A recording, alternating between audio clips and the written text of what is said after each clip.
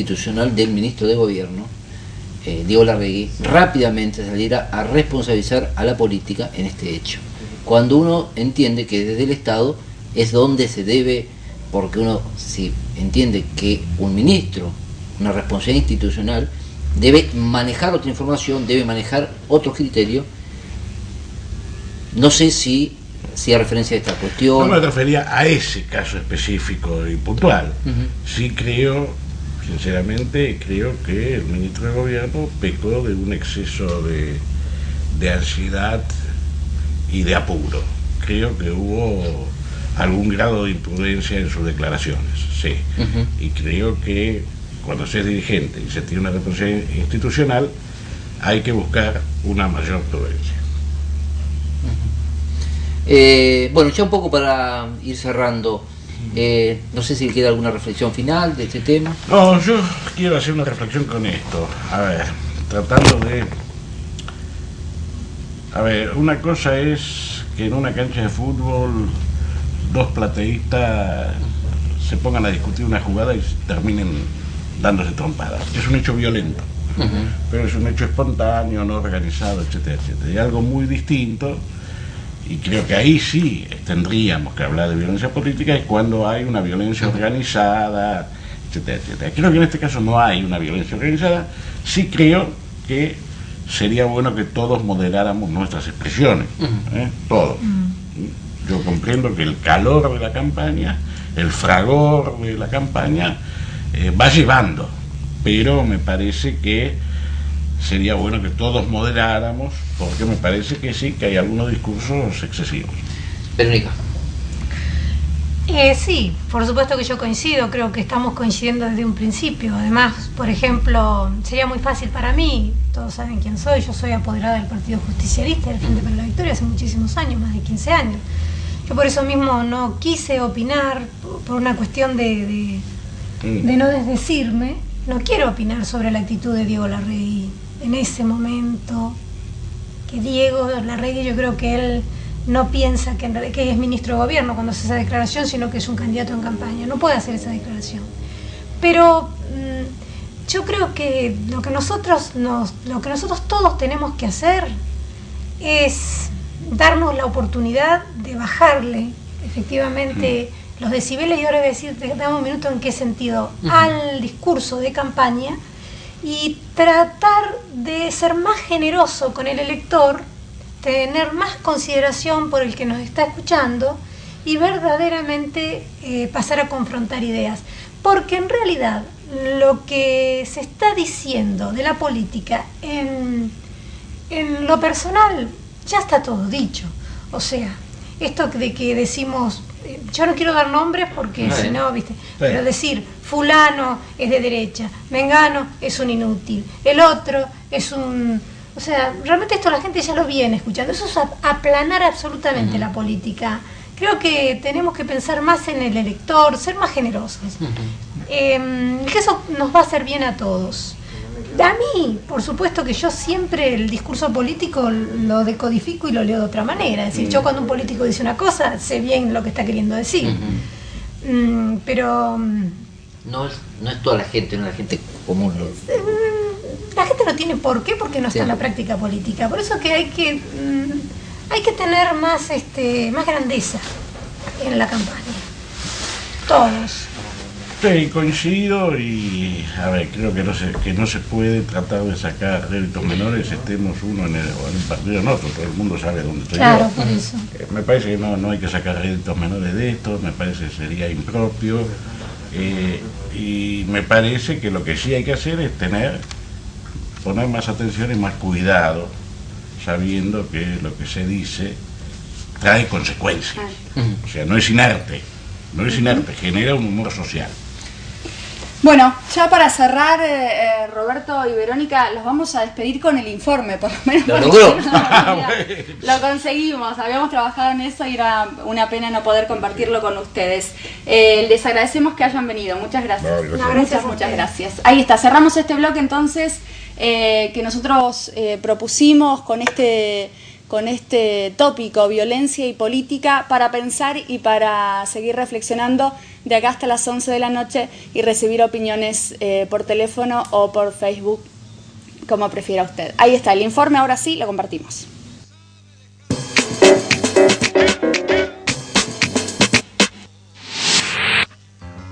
El ataque físico a Julio Arriaga el fin de semana dejó al descubierto un debate que todavía no se transparentó totalmente.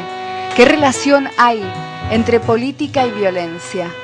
La agresión concreta física es afortunadamente un hecho aislado como tal. La dirigencia en Río Negro, se trate de ciudades grandes o pueblos pequeños, se mueve con la seguridad de un pez en el agua. No es usual utilizar custodia, autos blindados ni sistemas de monitoreo en la campaña. Afortunadamente, la realidad sigue siendo la misma que hace 10, 15 o 20 años atrás en este sentido. Pero existe otra faceta que evidentemente cambió, las otras formas de vulnerabilidad y agresión. La campaña política actual inaugura mecanismos discursivos que antes no existían. Hace años, la responsabilidad pública por el discurso llevaba a la dirigencia a buscar siempre la mesura y el equilibrio. Hoy, aparecen en el discurso político, en el escenario político, maneras mucho menos mediadoras de manifestarse en campaña. Fenómeno, o se dan cuenta que es necesario cambiarlo a este pelotudo de Sáenz, que es un burro, un tipo desganado, sin iniciativa, tenés que jeringuearlo para que tome decisiones, y quieren poner a otro gringo que tenga más iniciativa. Pero lo único que se escucha y lo único que se lee son agravios, insultos y descalificaciones. Hace poco dijo que este gobernador era un pelotudo. Y yo dije y le contesté que los chicos y los borrachos no mienten. Así que debe tener razón. No soy un pelotudo. Vago, corrupto, ladrón, borracho, delincuente, matón. Son solo algunas de las calificaciones que se escucharon en los últimos meses, provenientes casi siempre de los sectores dirigenciales de mayor peso. ¿Qué pasa hoy en Río Negro en la relación entre violencia y política?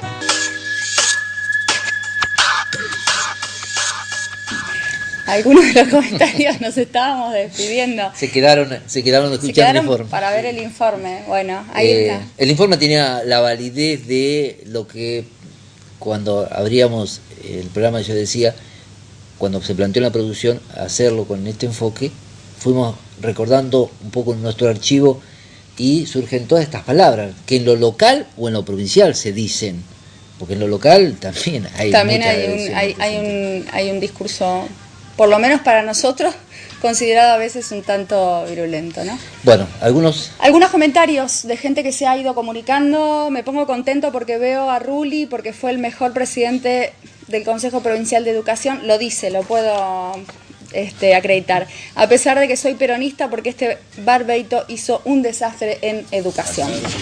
No tiene nada que ver, Roberto, dice. A Arriaga le han pegado ese corte. Bueno, acá hay también una vinculación. Se habla de la traición de Arriaga, de su alianza.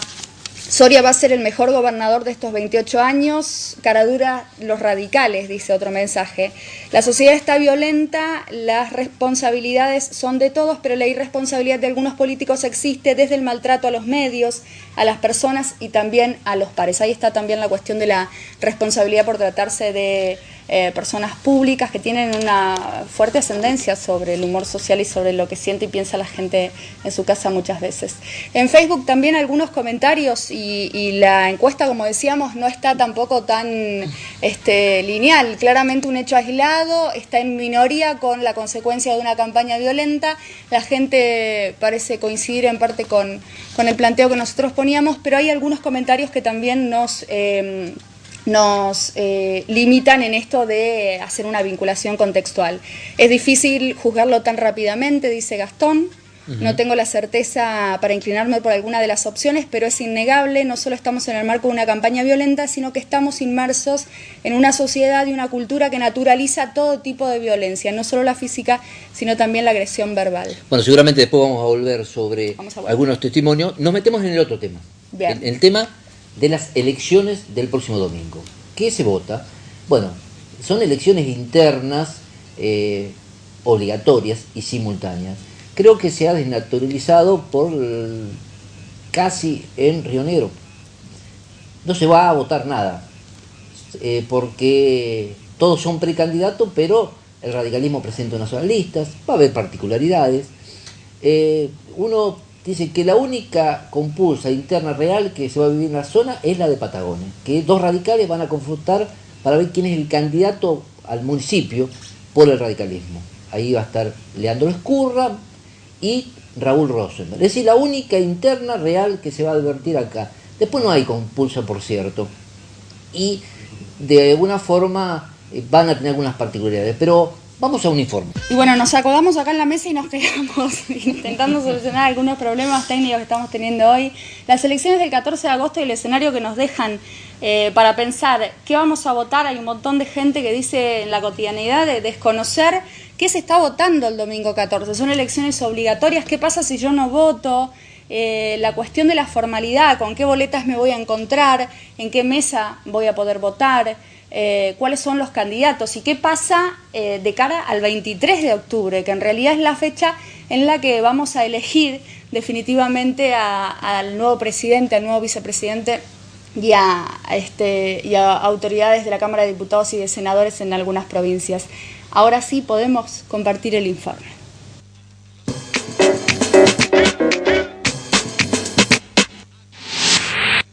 El domingo próximo Argentina votará por primera vez en elecciones primarias. Se trata de un sistema en el que todo el país dará o quitará su apoyo a los candidatos a presidente y vicepresidente, diputados y, en algunas provincias, también senadores. En esta elección, los candidatos que no logren el 1,5% de los votos emitidos no podrán compulsar en la elección general del 23 de octubre. Además de estas particularidades de forma, la elección primaria en el país deja otros interrogantes. ¿A quiénes beneficia y a quiénes perjudica? El argumento del Gobierno Nacional de evitar personalismos aparece debilitado. La elección en teoría deja afuera de la compulsa a los candidatos que no tengan votos, es decir, a las minorías más pequeñas. Si es así, ¿por qué la oposición no generó resistencia? Gran parte del espectro de opciones es o se desprende de los partidos mayoritarios: peronismo, radicalismo, socialismo y ARI. En estas circunstancias, tanto el peronismo como los partidos opositores tienen asegurado el piso electoral. Entonces, ¿a quiénes debilita esta elección? No debilita a la oposición como tal, sino a la oposición menos poderosa y con poca estructura y tradición. En Viedma, por ejemplo, partidos como el vecinalista o el humanista son esas minorías. Con o sin descontento, el sistema se pondrá en marcha por primera vez el domingo próximo. ¿Qué escenario dejarán las elecciones primarias en Río Negro? ¿Cuál es el escenario con el que nos encontramos el próximo 14? ¿Qué pasa con las minorías después de estas primarias? Y lejos del análisis estructural, podemos decir, que podemos hacer nosotros desde acá, hay un hecho concreto y tangible que es: hay que ir a votar el domingo próximo en Río Negro y hay que encontrarse en el cuarto oscuro con todas esas variables que han sido elaboradas por las distintas fracciones políticas. Va a haber 11 listas en la provincia de Río Negro con candidatos a presidente y vicepresidente, que después van a compartir en algunos casos también las candidaturas a diputados. Es decir, nos vamos a encontrar con una cabeza de lista compartida con dos propuestas a la Cámara de Diputados diferentes. Y también con algunas particularidades dependiendo el lugar del país donde se vote, porque si uno es Maragato, tiene que votar además para senador nacional y en la interna abierta con las candidaturas locales que ya mencionaba hoy Adrián. Magda de los Ríos Reyes es politóloga y hace su observación con relación a las primarias del próximo 14.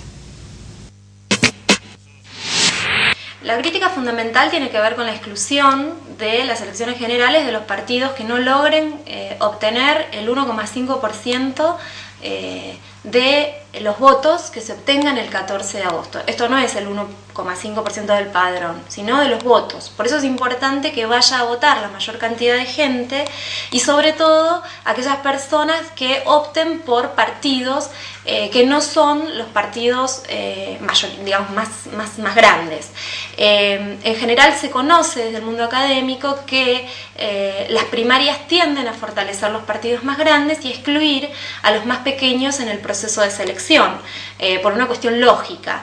Y dado que este sistema se copia de la experiencia estadounidense, en donde existe el bipartidismo y el voto voluntario, lo más lógico es que se fortalezcan a los partidos mayoritarios y vayan quedando afuera o en el camino estas opciones alternativas, digamos, ¿no? Que no conforman los partidos más fuertes del sistema de partidos en Argentina. Previas que se tendrían que haber dado, me parece, son debates, digamos, debates más amplios respecto a la pertinencia o no de estas modificaciones en el sistema electoral.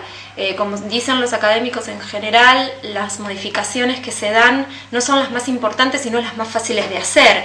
En este caso sí era necesario pensar en la transparencia de los recursos y en regular las pautas publicitarias de los partidos como un paso hacia el perfeccionamiento del sistema electoral y la ampliación de la información a la ciudadanía para que pueda tener más consolidado el voto. Lo cierto es que esto, en el marco de la selección en primarias, es variable. Los efectos de este sistema o de esta modificación lo vamos a poder ver una vez que sucedan 2 o 3 situaciones de la ciudadanía y los partidos poniéndose en movimiento para la elección en primarias.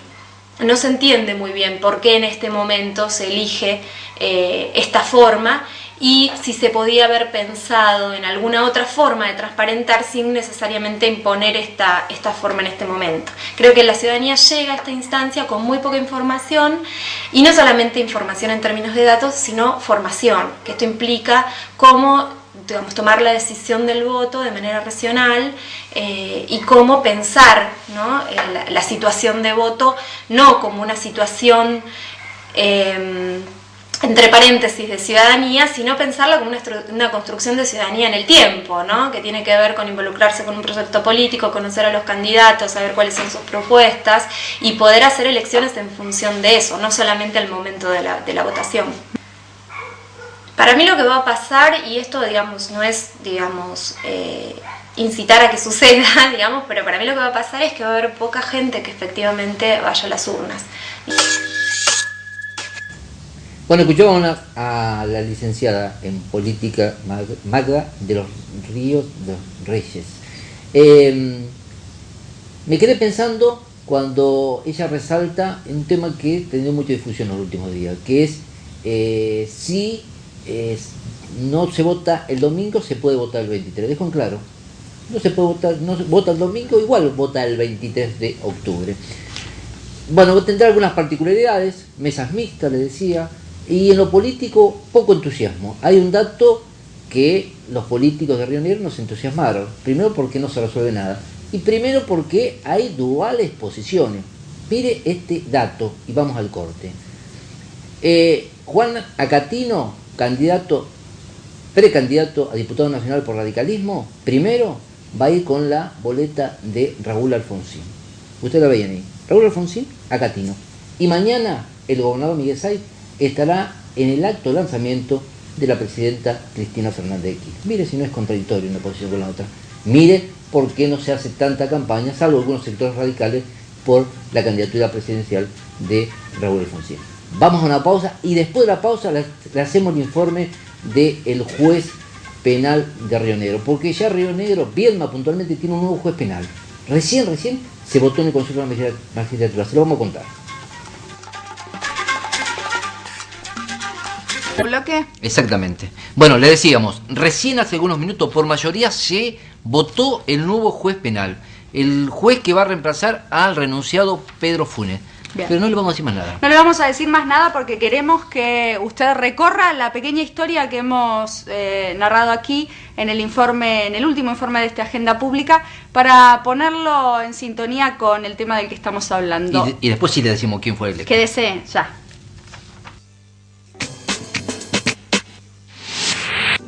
La justicia atraviesa una etapa de protagonismo. El juzgado penal número 4 está vacante desde agosto de 2009 y hoy podría producirse la designación.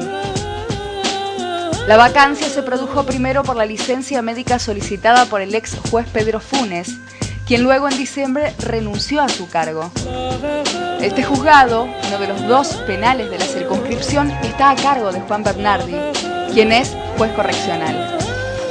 Los jueces son elegidos por el Consejo de la Magistratura Chico, que encabeza el presidente del Superior Tribunal de Justicia, Alberto Valladini, y está integrado por un juez camarista, 3 legisladores y 3 miembros del Colegio de Abogados. ¿Por qué es importante este juzgado? Allí aguardan ser resueltas varias causas de mucha relevancia para el poder político. La designación, en un momento de máxima tensión electoral, se politizó y demuestra el grado de relación entre los distintos sectores de poder. Los candidatos centrales para el cargo son 2. Guillermo Bustamante, actual secretario del Juzgado Penal número 2. Marcelo Chironi, actual defensor oficial. ¿Quién será finalmente designado al frente del Juzgado Penal número 4? Bueno, recién el Consejo de la Magistratura, por mayoría, por el voto de los abogados y los legisladores oficialistas, designaron a Guillermo Bustamante. Guillermo Bustamante, actual secretario del Juzgado Penal número 2, será el nuevo juez, seguramente en los próximos días va a votar.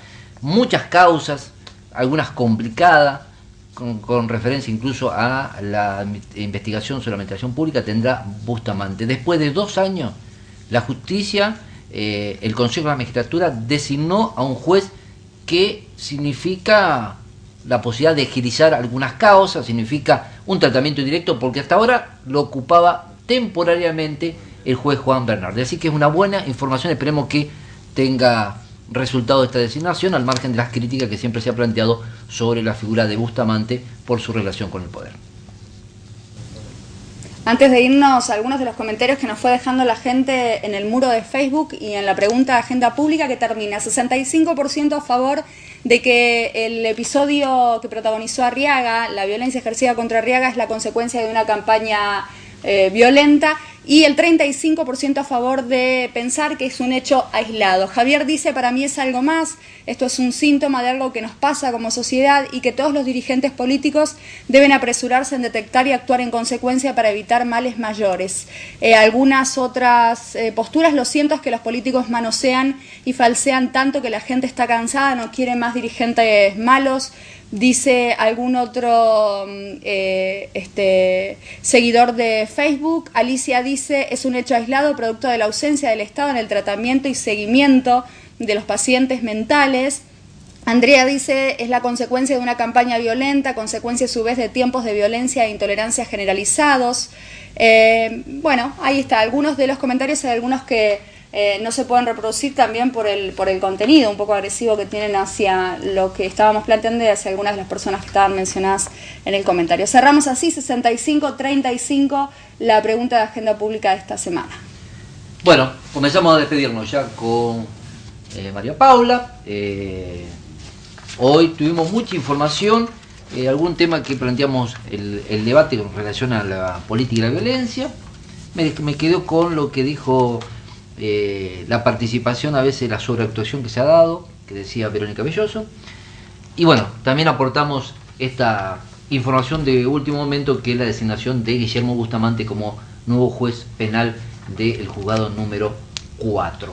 Y habrá que votar el domingo, ¿no? Habrá que votar el domingo porque había un comentario por ahí de Raúl: hablemos de la construcción ciudadana. Quizás, como decía Magda de los Ríos Reyes, esto es algo que va a empezar a dar sus primeros frutos y a posibilitar un análisis más pormenorizado, más profundo, dentro de 2, 3 o 4 elecciones de estas características que se realicen en el país. Así que a votar, a participar, y ya que está la herramienta, a opinar a través de las urnas, que es la opinión que más vale y nos fortalece además en nuestro ejercicio ciudadano. Sí, no desaproveche esta oportunidad, el domingo vaya y vote.